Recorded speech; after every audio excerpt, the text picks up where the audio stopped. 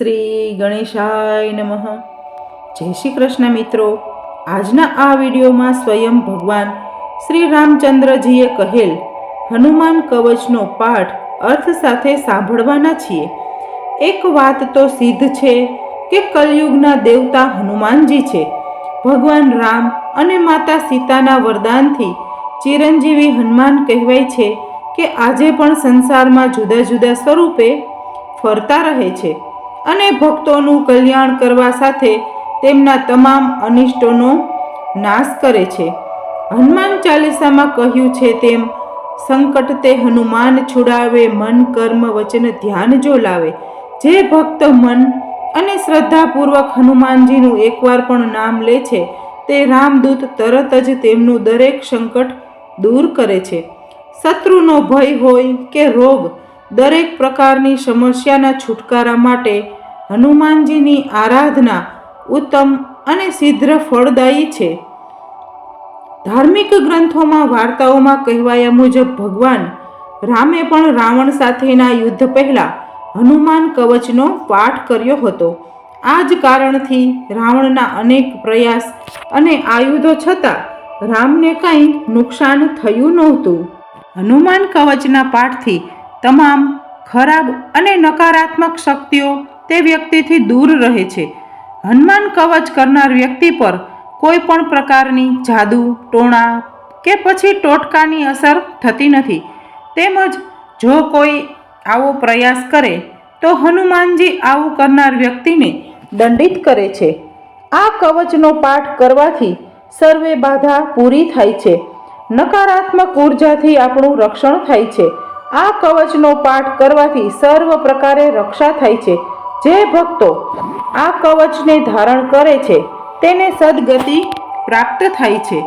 હનુમાન કવચના પાઠ માટે સૌ પ્રથમ સવારે સ્નાનાદિથી પરવારી સ્વચ્છ કપડાં પહેરી હનુમાનજીની મૂર્તિ અથવા તેમના ફોટા સામે આસન પર બેસી જાઓ. પૂજા આરંભ કરતા પહેલા હનુમાનજીના આરાધ્ય શ્રી રામના આશીર્વાદ લો. પછી હનુમાનજી પર સિંદૂર, વસ્ત્ર અને જનેવું અર્પિત કરી પૂજા કરો. તો આપણે સૌ સાથે મળીને આ હનુમાન કવચનો પાઠ અર્થ સાથે સાંભળીએ. મહાન, શક્તિશાળી અને બળવાન એવા હનુમાનજીને નમસ્કાર છે. ઐશ્વર્યવાન ભૂત, પિશાચ, શાકિની, ડાકિની, પૂતના, મારી, મહામારી, યક્ષ, રાક્ષસ, ભૈરવ, વેતાળ, ગ્રહ રાક્ષસ, કુળ કે પ્રતિકૂળ ગ્રહ વગેરે તમામના ભયને તત્કાળ નષ્ટ કરનાર, બાધાઓને દૂર કરનાર, ઉચિત અંકુશ લગાવનાર, મહામહી એવા ભગવાન શંકરના 11મા રુદ્ર રૂપા એવા શ્રી હનુમાનજીને વારંવાર નમસ્કાર છે. પૂર્વ દિશા તરફથી હનુમાન રક્ષા કરે, દક્ષિણ દિશા તરફથી પવનદેવના પુત્ર રક્ષા કરે, પશ્ચિમ દિશામાં સમુદ્ર ઓળંગી જનાર તથા રાક્ષસોનો સંહાર કરનાર હનુમાનજી મારી રક્ષા કરો. આકાશ માર્ગમાં ગમન કરનાર કેસરીજીના પ્રિય પુત્ર ઉત્તરમાં મારી રક્ષા કરો. નીચેની તરફ ભગવાન શ્રી વિષ્ણુજીના ભક્ત તથા મધ્ય તરફ પવનપુત્ર મારી રક્ષા કરો. સીતા માતાની ચિંતાને દૂર કરનાર અન્ય દિશાઓમાં મારી રક્ષા કરો. લંકાને પૂર્ણપણે બાળનાર હનુમાનજી હંમેશા બધી વિપત્તિઓથી મારી રક્ષા કરો. વાનરરાજ સુગ્રીવના સલાહકાર, સહયોગી, વાયુના પુત્ર હનુમાનજી અમારા મસ્તકની રક્ષા કરો. મહાબળશાળી પરાક્રમી યોદ્ધા અમારી બંને ભ્રમરોની ભવાની મધ્યે રક્ષા કરો. સમુદ્રોની વચ્ચે રહીને આકાશ જાણી પ્રાણીઓના પડછાયાને ભક્ષણ કરનારી, રાક્ષસીઓનો નાશ કરનાર વાનરોના રાજા હનુમાનજી અમારી બંને આંખોની રક્ષા કરો. ભગવાન શ્રી રામના અનન્ય સેવક હનુમાનજી અમારા બંને ગાલોની તથા કર્ણ પટ્ટીઓની રક્ષા કરો. અંજનીના પુત્ર હનુમાનજી મારા નાકના અગ્રભાગની તથા વાનરોના રાજા હનુમાનજી મારા મુખની રક્ષા કરો. ભગવાન રુદ્રના પ્રિય તથા ભગવાન રુદ્ર જેમને પ્રિય છે એવા શ્રી રામના વહાલા પ્રિય હનુમાનજી, વાણીની તથા ભૂરા પીળા નેત્રવાળા હનુમાનજી, મારી જીભની રક્ષા કરો. પાંડુ પુત્ર અર્જુનના ઈષ્ટદેવ પૂજ્ય હનુમાનજી, મારા દાંતોની રક્ષા કરો. તથા દૈત્યોના પ્રાણ હરનાર મારી હડપચીની રક્ષા કરો. દાનવોના શત્રુ વાયુપુત્ર ગળાની રક્ષા કરો. તથા દેવતાઓ દ્વારા પૂજિત હનુમાન, મારા બંને ખંભાની રક્ષા કરો. મહે તેજસ્વી હનુમાન, મારા બંને ભુજાઓની રક્ષા કરો. પગના પંજાનો હથિયાર રૂપે ઉપયોગ કરનાર હનુમાનજી, અમારા બંને હાથોની રક્ષા કરો. પોતાના હાથોને હથિયાર રૂપે ઉપયોગ કરનાર વાનર રાજ હનુમાનજી, અમારા નખોની રક્ષા કરો. વાનરોના રાજા, અમારા કુખની રક્ષા કરો. ભગવાન શ્રી રામની વીંટી સીતા માતા પાસે લઈ જનારા હનુમાનજી, મારી છાતીની રક્ષા કરો. હાથોને હથિયાર રૂપે ઉપયોગ કરનાર મારુતિ, અમારા બંને તરફના ઉદર ભાગની રક્ષા કરો. લંકાને નષ્ટ કરનાર હનુમાનજી, હંમેશા મારા પીઠની રક્ષા કરો. રામજીના દૂત હનુમાનજી, મારી નાભિની તથા વાયુના પુત્ર મારી કમરની રક્ષા કરો.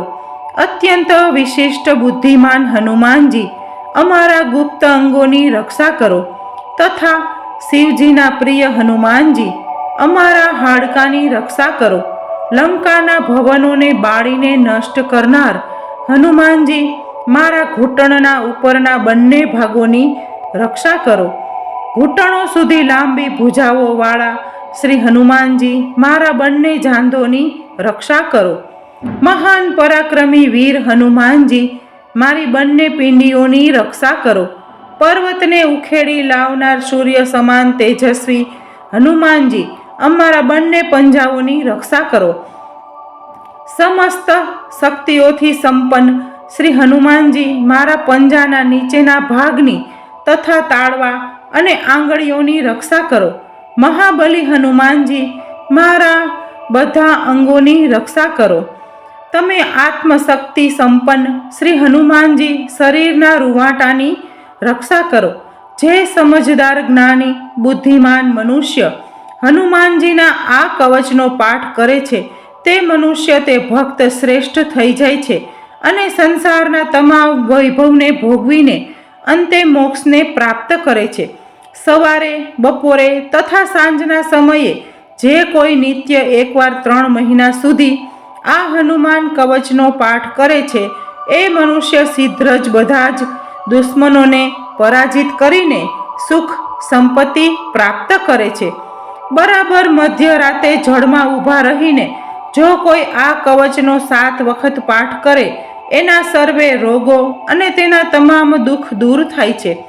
રવિવારના રોજ પીપળાના વૃક્ષ પાસે બેસીને જે મનુષ્ય આ કવચનો પાઠ કરે છે એને ઘણા કાળ સુધી સ્થિર રહેનારી કીર્તિ પ્રાપ્ત થાય છે. એ યુદ્ધમાં અવશ્ય વિજય પ્રાપ્ત કરે છે.